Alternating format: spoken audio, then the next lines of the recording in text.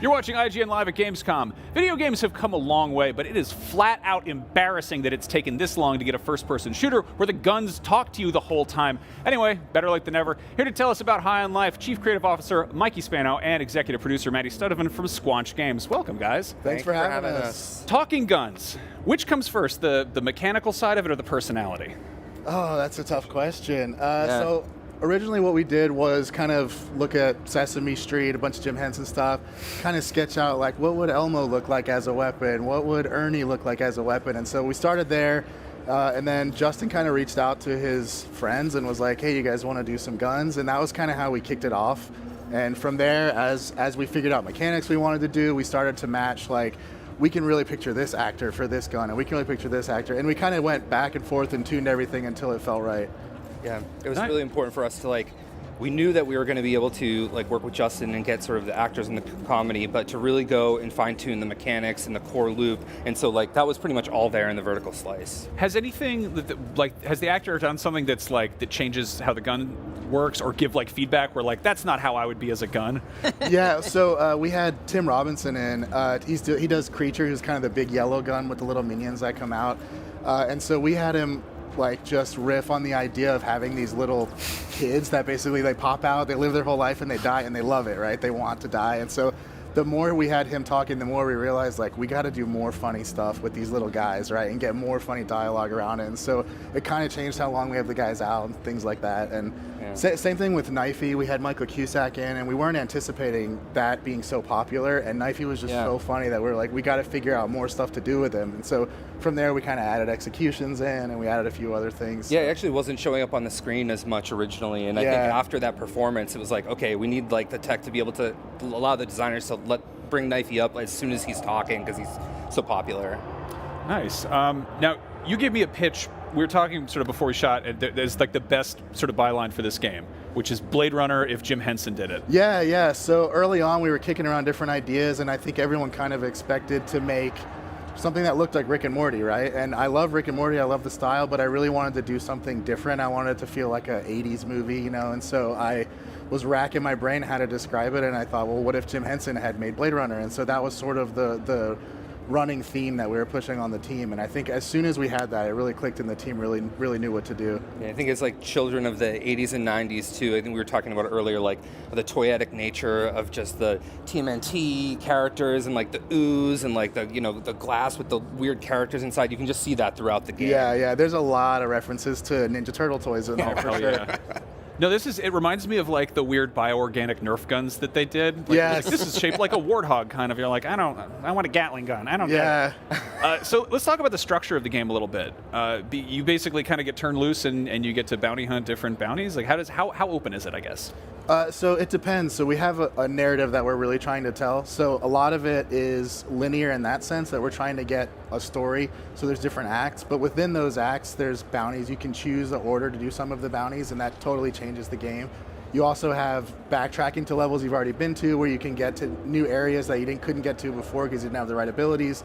So we really want to try to make the levels feel really dense and kind of put in treasure chests and NPCs and little side things for people to discover. So it really is a mix of linear for story and then sort of open world for exploration. Yeah, the first level that we're showing in the slums is one of the more linear levels, but as soon as you start going to the bigger worlds, it definitely opens up a lot, and there's a lot of exploration possibilities. You can stay on the main path, you can really go and check different things around, especially if you get a new gun, because each gun, they have an ability fire, which not just is for combat, but also is traversal and lock and key mechanics throughout levels. So we really push people to go back. Nice. So like a Metroidvania, basically. It is, yeah. Metroid is a huge inspiration for this game, especially Metroid Prime. Yeah. So the demo you just showed off that was the boss fight has you just swinging around with a grappling hook. Should we expect a lot of verticality in this? Oh, yeah. Yeah, that was a big thing we wanted to push early on. Our design director, Eric Meyer, really loves crazy fast puzzle moments, big traversal moments. He previously worked on Sunset Overdrive, so there's a little bit of that influence in here, and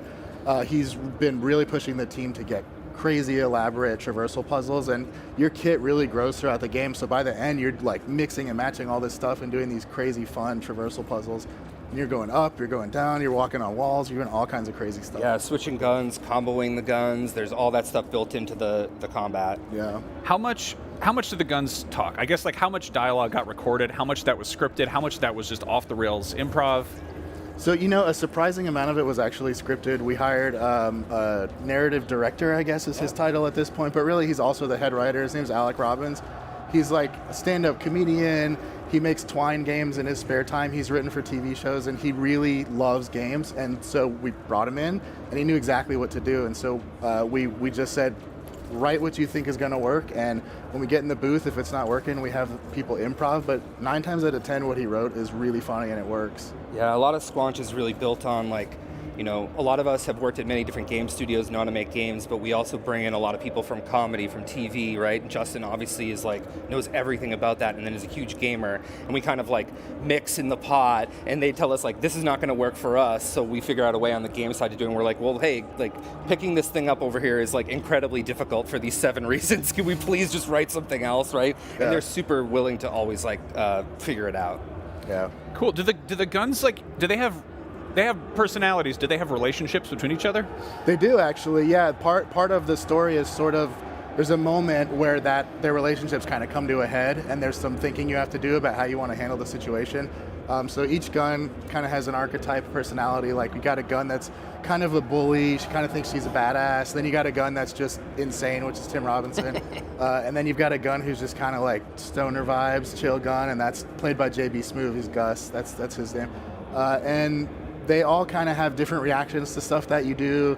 There's a line in the story, like I said, really comes to a head, and they all react to that differently, and so you kind of have to navigate, like, well, what do I say here? Which gun do I use? Like, you kind of feel guilty for using this gun or that gun, right? So they definitely have their own stories. Yeah. So are you basically, like, if you have one gun out, are you pretty much just directly only hearing from that one, or you got 2 out here, you got the knife out here? But, like, let's say you play through the game with just one gun. If you switch to a different gun, does it make it basically a totally different playthrough? Totally different, yeah. So we have Kenny in this level early on. You can't have another gun here, so he's the only one you're going to hear for this area.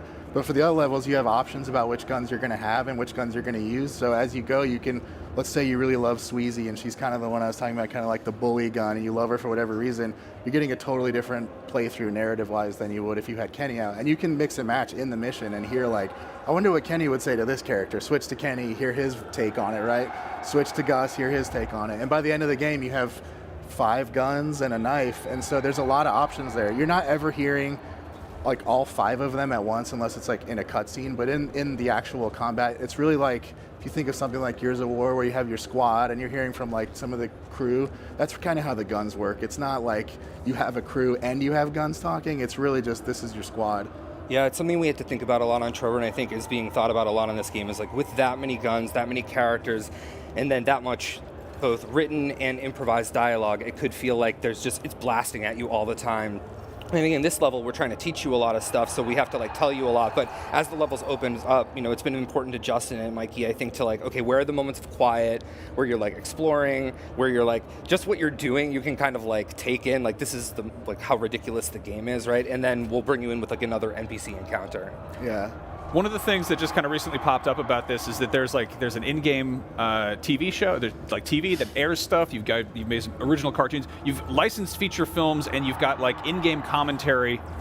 That seems like just a lot of work for like something that's could be completely missed. What other stuff like that is in there? Just that's sort of our bread and butter, is like making something that should be easy really, really hard. So we had this idea of like, wouldn't it be funny if we had a commercial on TV? And then from there it just blew up into like, let's do interdimensional cable style shorts. Like, how do we do that? And then we were like, wouldn't it be funny if you could watch a movie? And so then Maddie had to figure out, how do we license movies? And so we got 4 full-length movies in there. We got 20 plus little shorts at this point. Yeah. We also have a bunch of TVs throughout the game that have like narrative functionality. So like, you'll be hearing from bosses, you'll be hearing from NPCs, all kinds of stuff just on the TV. It's crazy. We probably shouldn't have done it, but it's awesome. I'm so glad we did. Yeah. So you announced that you've got Tammy and the T-Rex, which is like a 1994 Denise Richards movie. Yeah. Can you reveal the other 3, or are they a secret? I could say they're along the same lines as that, but honestly, for people who are fans of those kind of movies, I don't want to spoil it for them, because we try to have one per act, that's like, so there's 3 acts basically, and then we have one additional one that's got commentary on it from the Red Letter Media guys. So it's. Yeah. I want to talk about them because I love all these movies so much because they're so bad in the best way, but I want fans to be surprised. Yeah, that seems like that is the kind of spoiler I want to watch out for. Yeah. Surprised by that. Yeah. Now, it's not readily apparent from the gameplay we're seeing, but there is a surprising amount of like realism. Like this looks very cartoony and very much like, you know, like Justin's art style, but I was kind of surprised at the first reveal that like humans look like regular humans. Yeah. You know, a little bit video gamey, but like more in the realistic side. Tell us about that decision. Like, how did that come about? That was actually a really big deal to me early on. So I'm the CCO, but also I'm the art director for this game. And so for me, the art style was really, really important. And I wanted it to feel like that Alice in Wonderland feeling where Earth is this regular Earth. Your house is a regular house. It's drab, it's normal. And then you step out and you're in this crazy alien landscape with all these colors and wacky guns and just weird stuff. And for me, that feeling doesn't work if everything's weird. So if everything's weird, nothing's weird. And so for me, it was important to maintain that line between like this stuff is real and this stuff is weird, but it all matches. It's all physically rendered. Everything's got like specularity and subsurface and all these, you know, technical terms. But it was important to get all of that right. Yeah, you can see in the demo that if you're looking around your house in Blim City, that it was actually just taken directly as a crater from Earth, right? Yeah. And I'm sure with Earth being as far along as it is, we'll probably show that in the near future. Cool. Well, obviously, like I want to play the base game first, but do you have anything planned for sort of like long tail post support, more guns, more levels, anything like that? So we're gonna have to see what fans think of the game. If the game does well, then we have infinite plans for this franchise, and I hope it becomes a franchise. We're so in love with this game. Like everything about it, we care deeply about. So we're hoping fans like it. We're hoping it sells well so that we can keep making more. We definitely are already planning a DLC, and hopefully it does well enough that we can actually finish that and give it to people. But we just really can't wait for people to play it and see what the appetite is. Yeah. Nice. Well, thank you so much for coming by and showing off an extremely weird game. Yeah. I'm very into it. Yeah, thanks for having us. Yeah, totally. thank you. High on Life is coming to Xbox and PC on December 13th, and while I'm very sad to report that none of the other games in the show contain talking alien guns, a lot of them have some combination of guns and aliens and or talking, so keep watching IGN Live at Gamescom for more of those things.